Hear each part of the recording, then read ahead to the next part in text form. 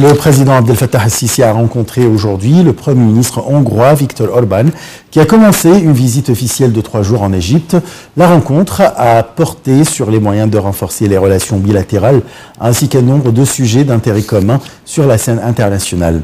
Après leur tête-à-tête, le président et le chef du gouvernement hongrois ont assisté à la signature des accords de coopération dans les domaines des services militaires, des services de navigation, ainsi que le domaine de la production médiatique.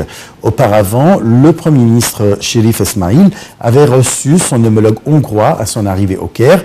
À noter que M. Orban est arrivé en Égypte à la tête d'une délégation officielle qui regroupe des représentants des grandes compagnies hongroises.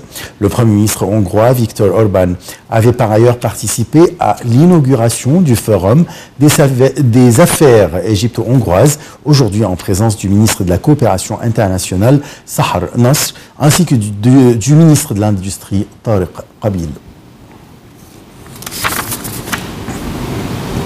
Le ministre des Affaires étrangères, Sameh Shoukry, a reçu aujourd'hui au Caire son homologue hongrois, Peter Szijjártó. Les deux hauts responsables ont examiné les moyens de promouvoir les relations bilatérales ainsi que d'autres sujets d'intérêt commun. Shoukry a dit lors d'un point de presse que les deux parties partagent les mêmes points de vue vis-à-vis du terrorisme. Le ministre hongrois a pour sa part dit que l'Égypte est le partenaire le plus important du nord de l'Afrique, notamment dans les domaines de la sécurité et de l'économie. Selon M. Szijjártó, 9 accords doivent être signés entre les deux compagnies égyptiennes et hongroises. En réponse à une question sur la situation en Libye, le chef de la diplomatie hongroise a souligné l'importance de former un gouvernement d'unité nationale dans les plus brefs délais. Les autorités égyptiennes ont décidé la réouverture du terminal de Rafah pendant 4 jours pour faciliter le passage des personnes, des marchandises et de l'aide humanitaire. Le président Abdel Fattah el-Sisi a promulgué un décret d'ouvrir le terminal ce mercredi et jeudi, puis il sera réouvert le 4 et le 5 juin. Il est à noter que cette décision fait partie des efforts déployés par l'Égypte pour alléger les souffrances du peuple palestinien au cours du mois de Ramadan.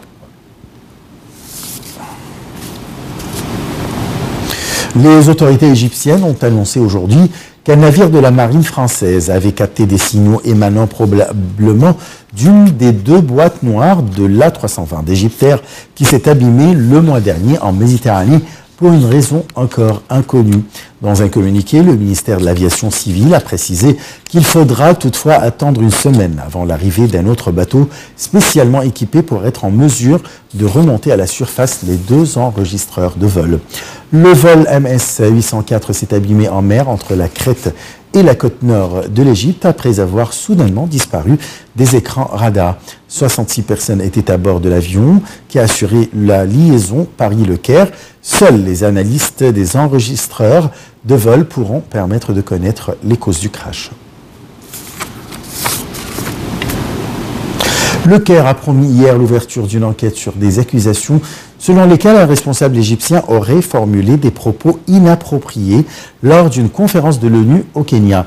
Les accusations ont été formulées par l'ambassadrice du Kenya auprès du Programme des Nations Unies pour l'environnement, Yvonne Kamati, dans un mémorandum qu'elle a rédigé et circulant sur Twitter.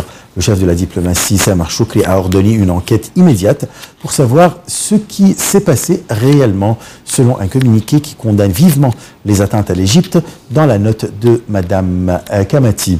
De son côté, le ministre de l'Environnement, Khaled Fahmy, qui aurait dû mener la délégation, a indiqué dans un communiqué hier soir qu'il ne s'était pas rendu à Nairobi et que 2 de ses conseillers se trouvaient déjà dans l'avion du retour au moment de la cérémonie de clôture. Fahmy a par ailleurs affirmé que de tels propos ne pouvaient pas émaner d'un responsable gouvernemental ou d'un citoyen égyptien.